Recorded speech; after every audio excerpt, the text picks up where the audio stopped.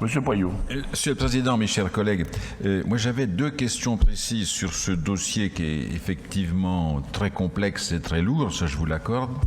Et quelque part, je pense aussi qu'il nous faut nous souvenir que une part de la difficulté, des difficultés que l'on rencontre actuellement dans nos territoires, quand je parle de difficulté, je parle de la situation de nos concitoyens, c'est cette forme qui n'est pas le fait du département, cette forme de marche forcée vers la dématérialisation avec une fraction du public qui n'est pas forcément adaptée à ce fonctionnement.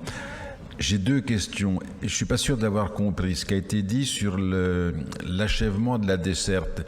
Qu'est-ce qui sera éventuellement à charge des particuliers, on va dire en extrémité des réseaux?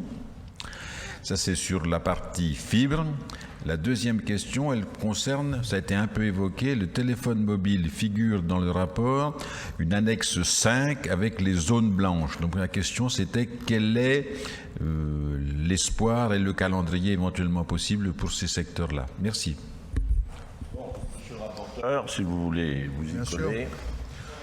Concernant la première question, chers collègues, la construction du réseau intervient jusqu'en limite du domaine public. Voilà. Reste à charge du propriétaire les travaux sur le domaine privé, sont les fourreaux sur son jardin, les fourreaux dans son terrain pour amener la fibre optique à la maison. Voilà. Ça, c'est les opérateurs. Ça, c'est le fonctionnement normal. Or, pour toute la zone RIP, le département amène systématiquement un boîtier optique à moins de 100 mètres des habitations. Pour la zone AMEL, comme je l'ai précisé tout à l'heure, on a l'histoire des raccordements longs. C'est-à-dire altitude infrastructure, zone. Oui. Pour altitude infrastructure, effectivement, nous avons les raccordements longs qui vont aujourd'hui, où il reste un petit peu plus de 200 raccordements problématiques qui seront à traiter. Dans tous les cas, ils ne seront pas pris en charge par l'habitant. Pris en charge par l'abonné. Ils ne seront pas pris en charge par l'abonné. Ça va être de la négociation avec l'opérateur. Oui. Au cas par cas. Au cas par cas. Ça veut dire qu'il y a des gens qui sont susceptibles, c'est un peu les échos qu'on a du terrain, de devoir prendre en charge en tout ou partie jusqu'à 100 mètres de raccordement. C'est comme ça qu'il faut le comprendre? Non,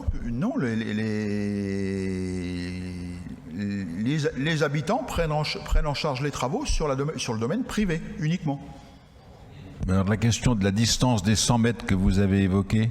La distance des 100 mètres, c'est que dans le contrat AMEL, le contrat de Corail d'altitude infrastructure, oui. Effectivement, il est précisé dans la Convention nationale que 8% des logements ne seraient potentiellement pas raccordés pour les fameux raccordements longs. Ça, c'est la règle de base. Altitude infrastructure a joué le jeu et a prévu. Altitude infrastructure a prévu effectivement de ne pas respecter cette règle et de restreindre le nombre de raccordements longs. Donc ils ont pris à leur charge. Voilà.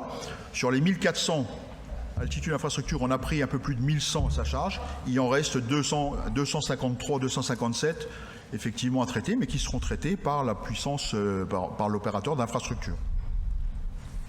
Je pense qu'on aura des retours. On va pas s'étendre parce que c'est trop long, mais il y aura des cas particuliers qui vont les échos qu'on a du terrain, c'est qu'il y a des gens qui, on va dire en extrémité des villages, se retrouvent avec des demandes un peu longues. Mais on en reparlera au cas par cas. Non, mais juste encore une. C'était simplement que Alain Lamy n'a pas répondu à la deuxième partie de la question. Monsieur Alain. Oui, monsieur Poyot, sur le rapporteur. Concernant les zones blanches, effectivement, ça concerne 0,1% de la population. J'ai annoncé qu'il manquait une trentaine de sites en Côte d'Or pour couvrir ces zones blanches. Alors les zones blanches, c'est plutôt les lieux-dits, c'est plutôt les zones donc à très très très faible population. C'est comme ça que c'est prévu par l'ARCEP. Aujourd'hui, il n'y a aucune garantie que ces zones soient couvertes puisqu'on arrive en fin de programme New Deal et qu'il faut qu'il y ait de nouvelles, entre guillemets, négociations avec l'État pour couvrir ces différentes zones, puisque c'est l'État qui en décide. Voilà, malheureusement, et j'en ai aussi dans mon canton, ça m'attriste bien.